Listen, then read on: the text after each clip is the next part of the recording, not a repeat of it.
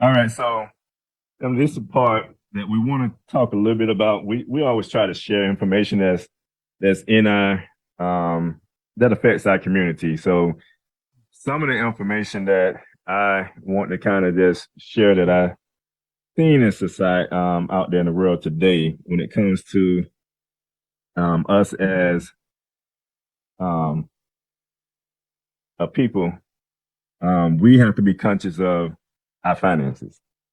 Okay, we have to be conscious of what's going on today in the market. And when I look at, coming out of we're going into the pandemic. When you look at a lot of let me see if I can pull this up. All right, I'm just going to talk about it a little bit.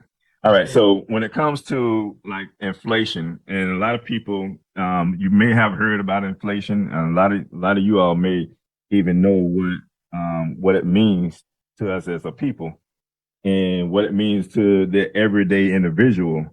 But when you like, I'm looking at right now, um, the rates like the monthly 12-month inflation rates in the United States from February 2020 to 2023.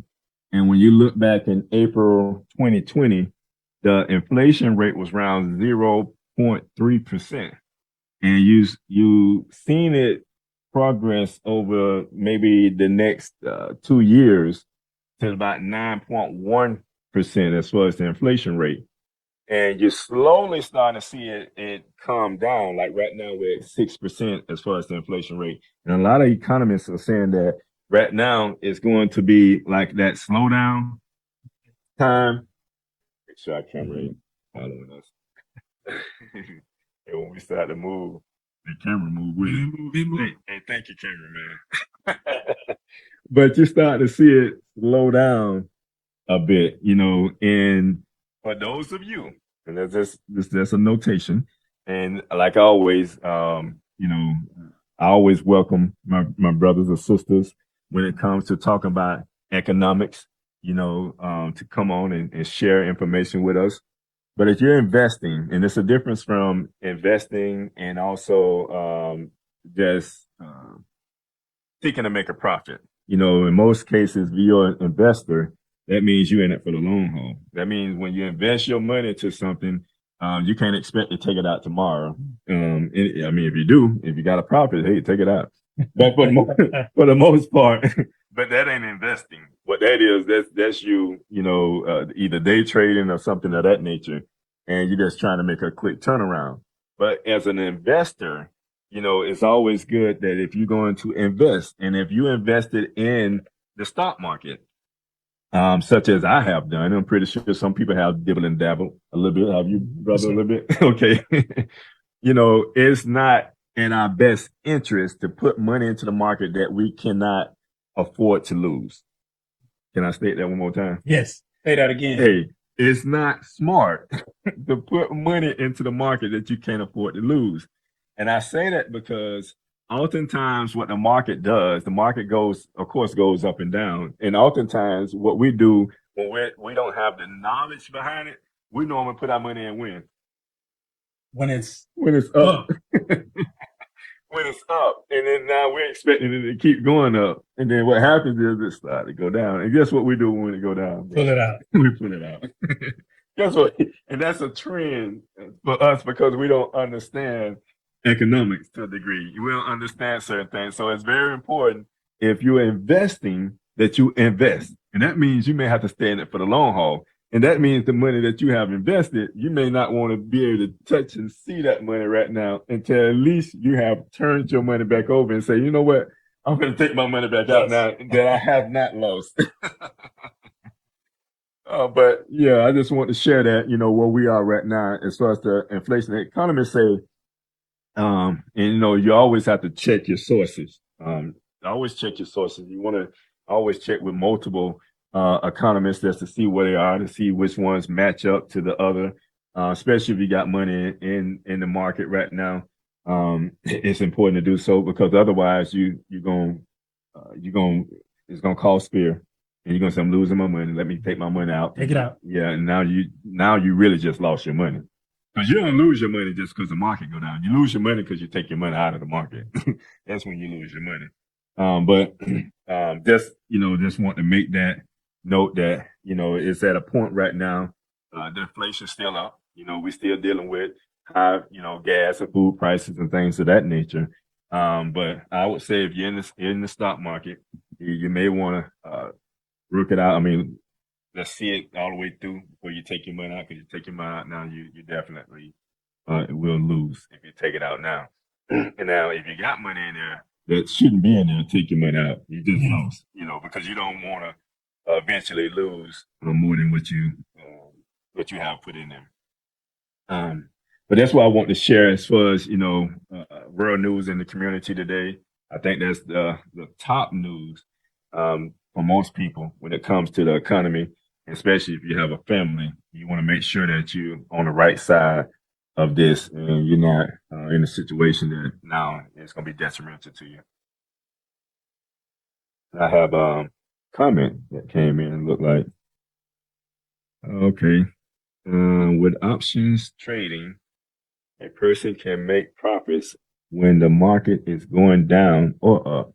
So see, we have a brother on right now, that knows about the stock market and understand how to make money, even in a down market. So that's a great thing.